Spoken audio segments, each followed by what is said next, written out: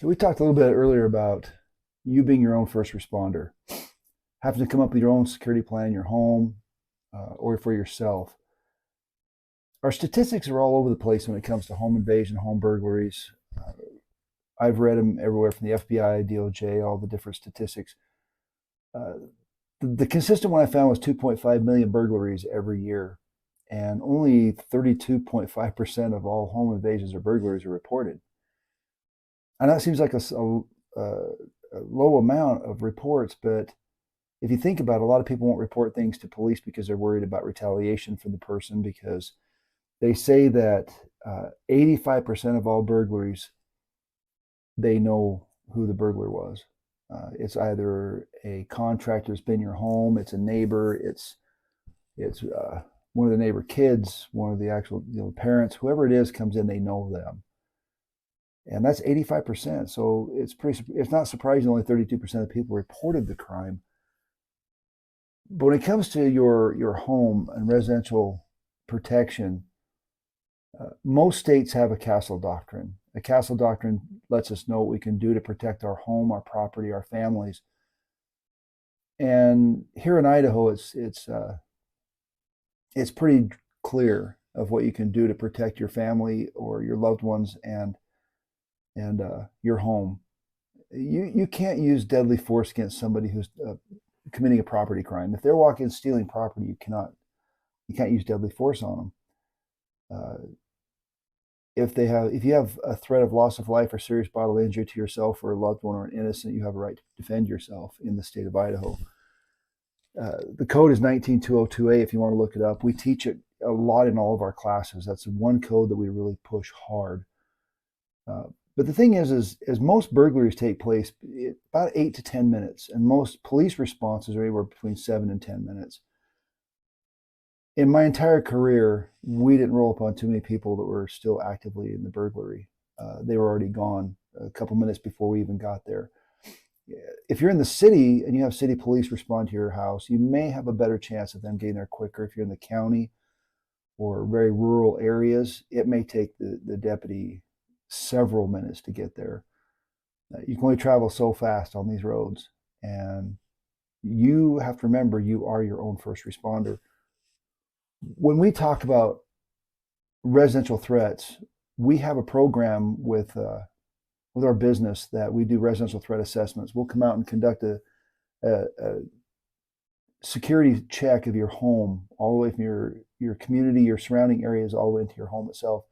And then we'll sit down with you and your family and we'll work on a residential defense plan, and then we'll practice that plan using everybody in your home.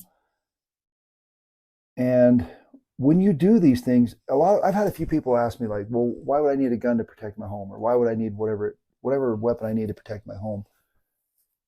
And I ask them, do you have a fire alarm in your home? Are you afraid of a fire? If you're not afraid of a fire, then take your alarm system out. You don't need it. All this is for is to be prepared. That's all it is. You're not going on the hunt. There's two types of defense plans in your home. One is a static, and one is a static defense. The other one is a mobile defense. The static defense is if you're able to get to one room with your entire family and not move around the house while the individual's in your home, that's the best thing you can possibly do, is lock yourself in a location with your weapon and call police and defend your family. Going mobile, the only time I'd ever recommend going mobile is if you need to get to a room with another child or somebody else in the home, and you need to get to them to make sure that they're safe. You don't want to leave them with somebody that's in your home that's not wanted. So you go mobile, and that's you go straight to your family, you go straight to your loved one to get them secure. Going on the hunt, even if it's in your own home, is a very dangerous thing to do. We've had several cases here in this state alone where the resident has lost that battle. And one of the problems with that is they lack training. They don't go to training. A lot of people would go out and buy a firearm, and they believe they're safe now that they have a gun. And that's just not the case. If you don't want a firearm, there's other ways of defending your home. There's other tools you can use, but you have to get the training to use it. I had several people tell me that, well, if I buy pepper spray, it's pretty simple, it's pretty self-explanatory. Try it in a stressful situation, then come back and let's talk. We have pepper spray classes. We're going to be getting taser classes. We have firearms classes. There's all different things we teach, but the main thing I teach is your safety. What is the best move you can do to protect your family and your loved ones? That's up to you. I can't tell you. I can't come to your home and say, here's a magic book and here's what's going to defend your home. Each home is different. The demographics of everybody's home is completely different. You can go from a very young family having very small children spread throughout the house, a family of teenagers where you have some down in the basement, you have some on the main floor. You've got to get to these family members, or you have to train them on what to do if something does happen in their home. You may have family members that's in your home that are elderly, that's not able to move as well, or you may have some in your home that has different needs, that they can't get up and be mobile as quickly or at all, and you need to be able to get to them and set up a defense plan to protect them. 60% of the assaults in this country, and this is only 32.5% reported cases. 60% of the assaults happen in burglaries or home break-ins.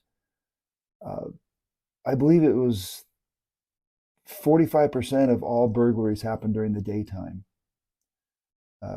They hope that you go to work in the morning and don't come home until the evening, and they break in your home when you're not there. But people are usually there. And I'm not doing this to try to scare people. I just want to do this to prepare people. Everybody wants to be prepared. Everybody wants to be ready for whatever comes their way. In today's world right now, you gotta get active. You gotta get active in your own self-defense. You have to start getting the training. You have to start getting out there and learning different methods, different things. You don't stick it out with just one instructor if you don't want to. Get many different instructors, but vet them. Know what they are. Know what they're about. And just be prepared. Get yourself prepared for what you need to do to take care of yourself and your family. What tools you're going to need? What tools do you want? What locking mechanisms do we need on our doors and windows? How can we secure our home the best? And what can we do to prevent this from happening? Because by the time law enforcement gets there, it's usually investigative mode and not capture mode. So remember, you're always your own first responder. And keep your head on a swivel. Stay safe. Have a great day.